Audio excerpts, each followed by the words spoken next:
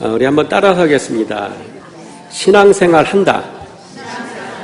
예수 믿는다. 우리 가장 많이 사용하는 말이에요.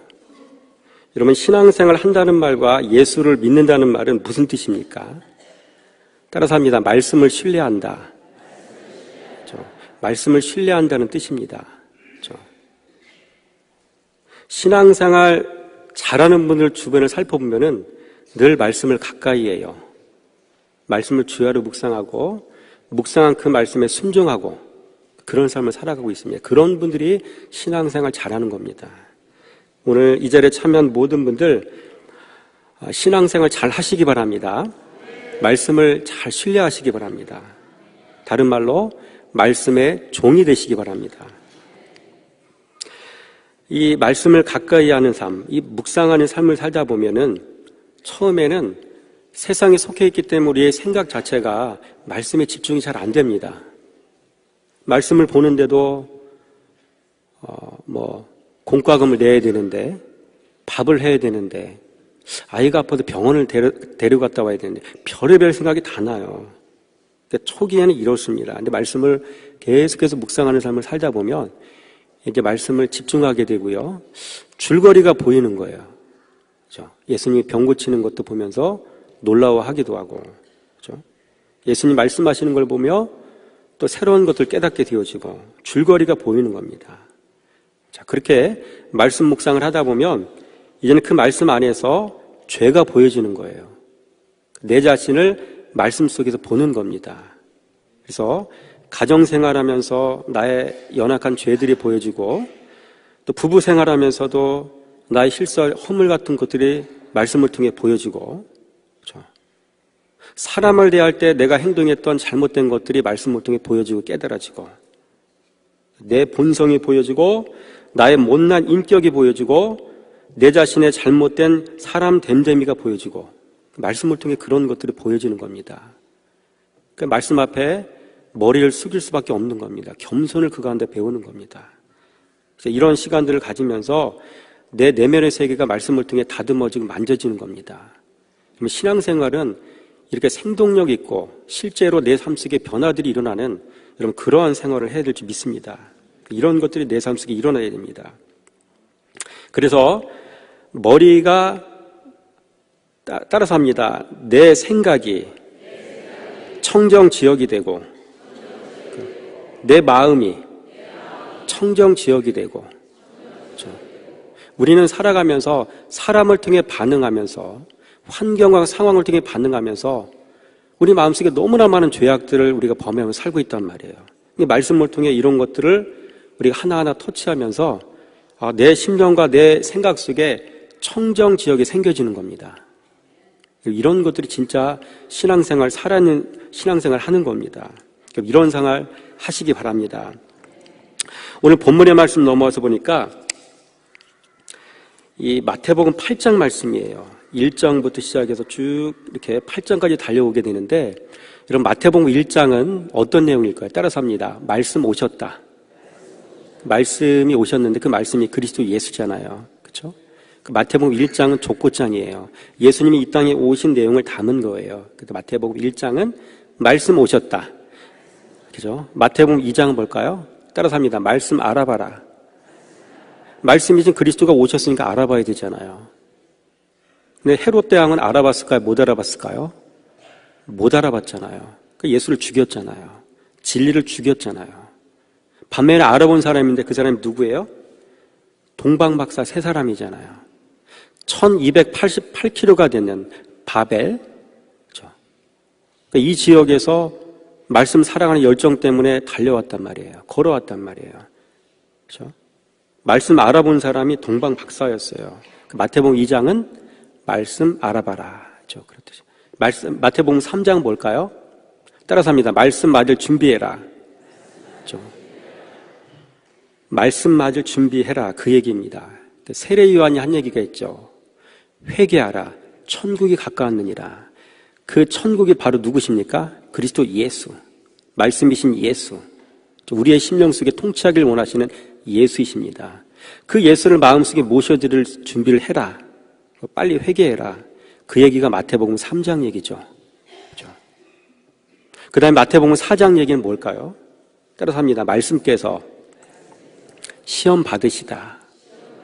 말씀이신 그리스도 예수가 여러분 사단 마귀에게 시험을 받으셨잖아요. 따라서 합니다. 돈 시험, 교만 시험, 정욕 시험.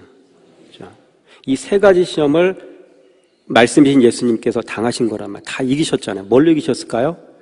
말씀으로 이기셨단 말이에요. 그렇죠? 우리는 집에 돌아가면 예배드리고 돌아가면 이 말씀을 보십니까? 안 보십니까? 거의 안 보시잖아요. 주일 지나면 한 번 가져오고 그러잖아요. 우리가 죄를 이긴다는 말은 거의 불가능한 얘기예요. 우리는 지금 어떻게 사냐면 죄를 지면서 신앙생활하는 건 당연한 거야. 따라서 합니다. 불안, 초조, 염려, 걱정, 미래에 대한 불확신. 그렇죠? 무엇을 먹을까 마실까 입을까 염려하며 사는 게 우리 인생이잖아요. 그렇죠? 마음속에 죄가 떠나가지 않고 죄가 주는 부산물인 염려라는 것을 선물로 받아 살아가고 있잖아요. 우리의 인생이란 말이에요. 말씀을 신뢰하는 영혼들은 그에 대한 독특한 대가를 치르고 살고 있는 겁니다. 바라기는 우리 성도님들 말씀을 신뢰하는 삶을 사시기 바랍니다. 이게 마태복음 4장 얘기예요.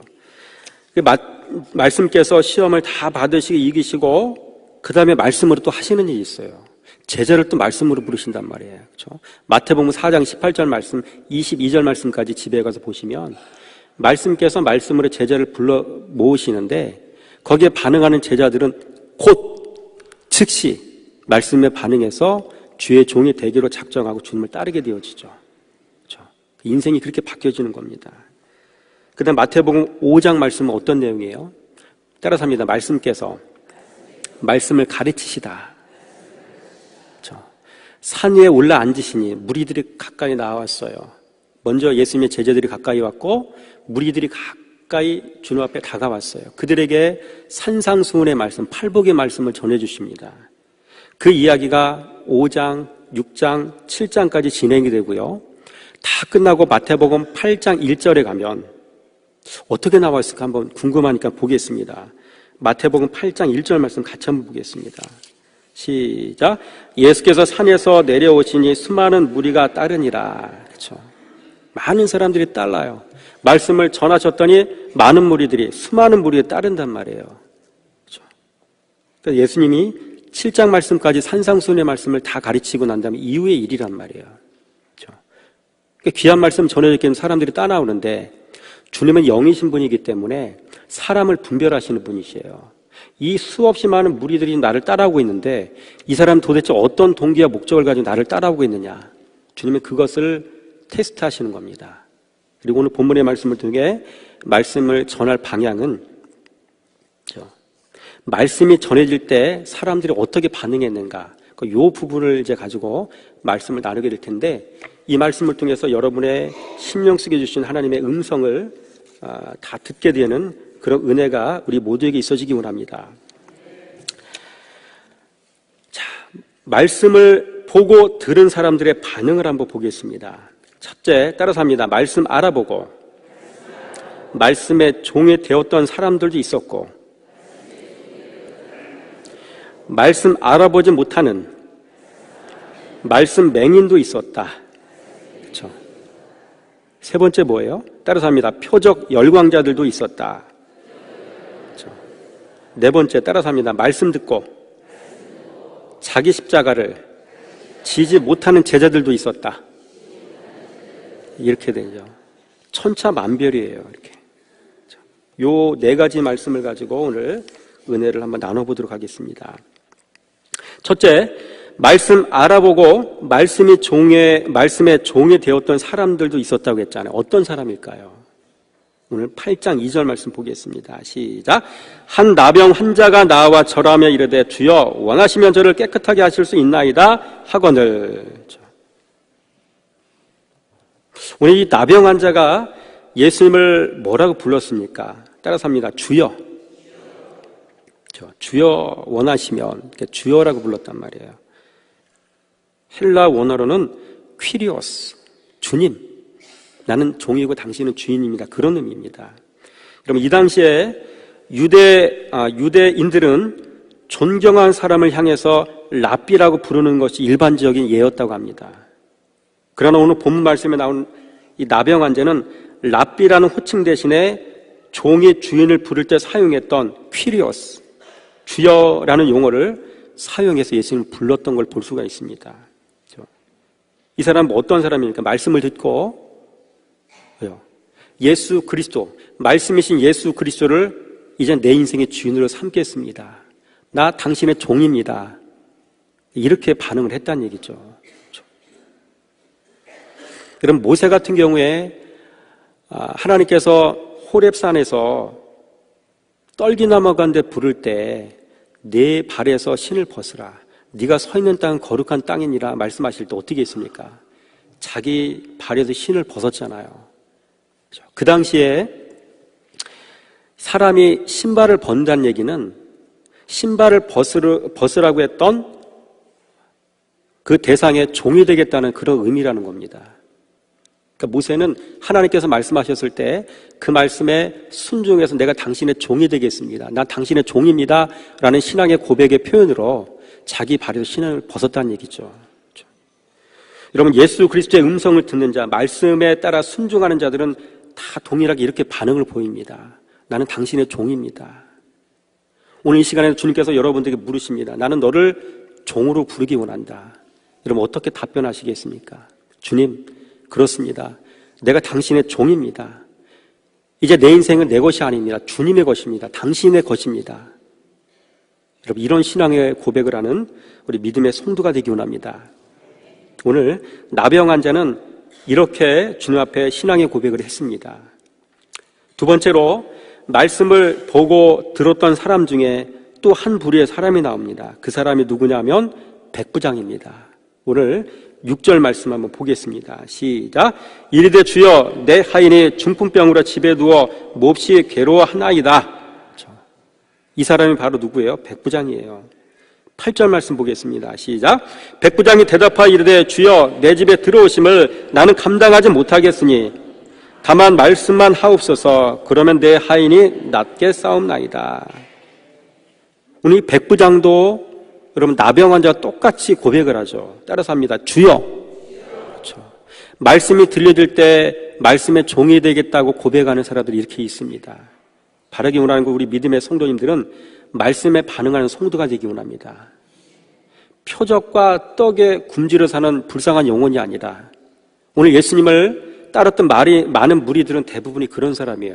표적과 떡에 관심이 있어요. 육신이 아픈 사람들, 육신이 아픈 것, 고침받는 것 자체가 목적인 사람이 있어요. 주님이 그런 거나 보여주시려고 이 땅에 오셨나요?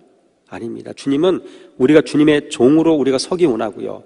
그분의 말씀에 순종하여서 우리의 심령을 청정지역으로 만들어서 주님께서 보실 때 흠없고 깨끗한 거룩한 세마포를 입을 수 있는 그러한 신부가 되길 원하신다는 사실을 분명히 기억하는 성도가 되기 원합니다. 두 번째로 말씀 알아보지 못하는 맹인들도 있어요. 말씀 맹인이 있었어요. 그렇죠? 눈이 가려져서 앞을 못 보는 육신의 맹인만이 있는 게 아니에요. 그렇죠? 오늘날 교회 안에는 종교 생활을 하는데 말씀에 눈을 뜨지 못하는 말씀의 맹인들이 많단 말이에요. 따라서 합니다. 그게 바로 나다. 이런 고백이 나와야 돼요, 여러분. 말씀 앞에 맹인이 있고 말씀을 들어도 뭔 소리인지 도통 깨닫지 못하는 귀머거리가 있다는 얘기예요. 그 사람들이 누굴까요? 오늘 본 말씀에 다 나와요. 따라서 합니다. 한 서기관. 그 사람이 이 사람이에요. 8장 19절 말씀 보겠습니다. 시작.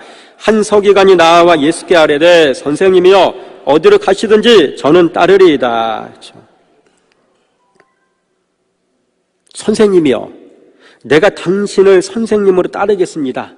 이 한 서기관이 그렇게 고백하고 있는 거예요. 따라서 합니다. 먼 눈에는 뭐밖에 안 보인다. 그렇죠. 그런 얘기 있잖아요. 자기는 지금 선생질을 하고 살고 있는 거예요. 가르치는 일을 하고 있는 거예요, 자기는.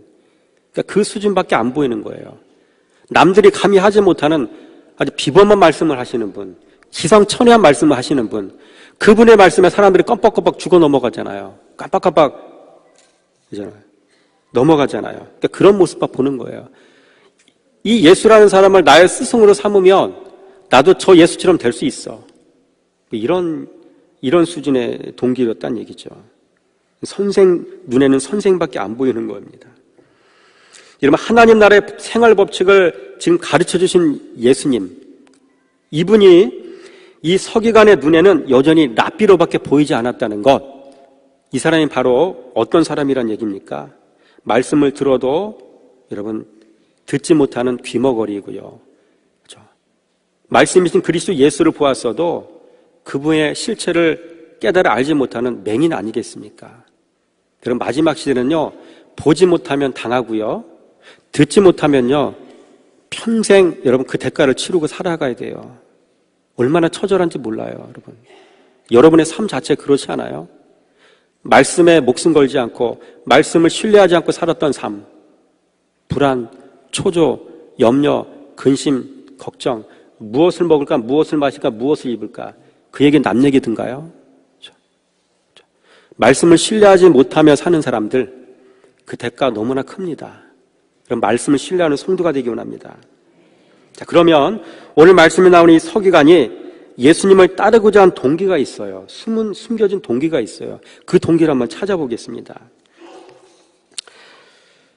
한번 따라서 하겠습니다. 이 서기관은 열정은 있었지만 이 열정은 자신의 입신양면을 위한 것으로 동기가 불순했다. 그렇죠. 동기가 불순한 거예요. 말씀이신 예수님은요, 무리들이 다 나와도 예수님은 그들을 다 이렇게 분별해 내시는 분이시죠. 왜? 말씀이시니까.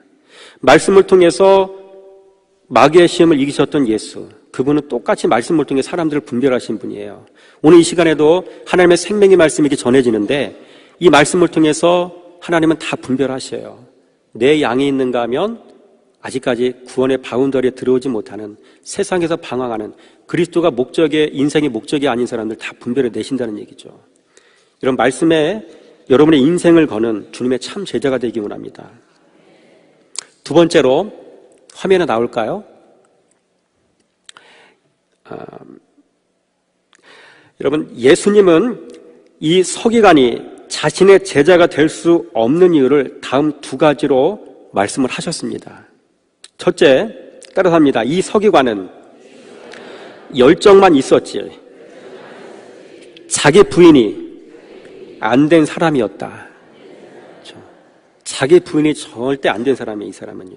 20절 말씀 보겠습니다. 시작.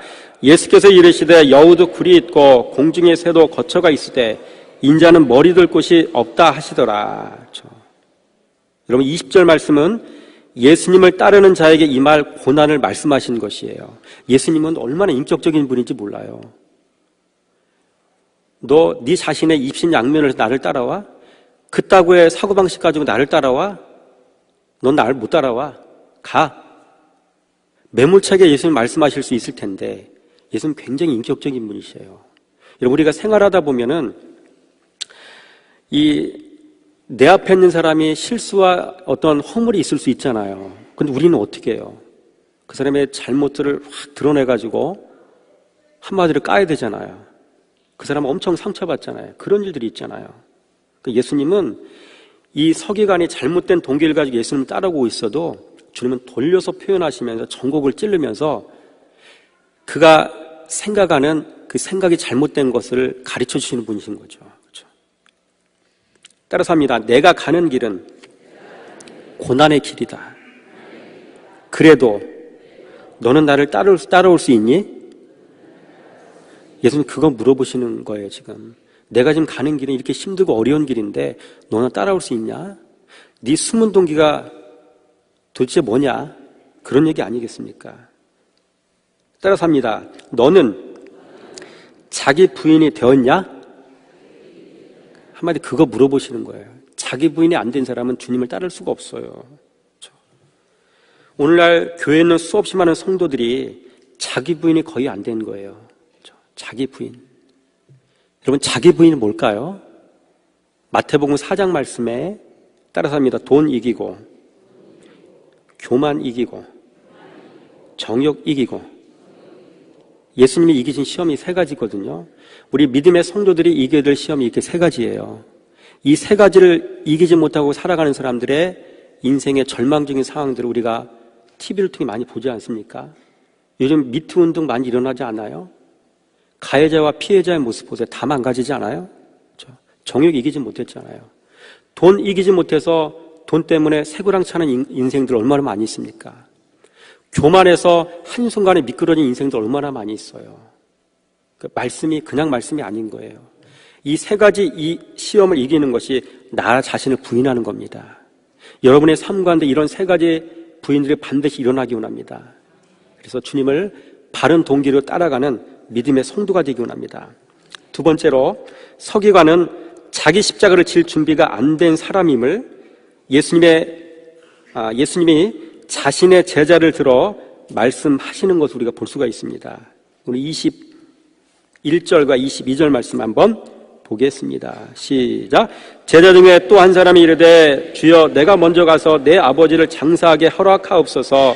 예수께서 이르시되 죽은 자들이 그들의 죽은 자들을 장사하게 하고 너는 나를 따르라 하시니라. 그렇죠.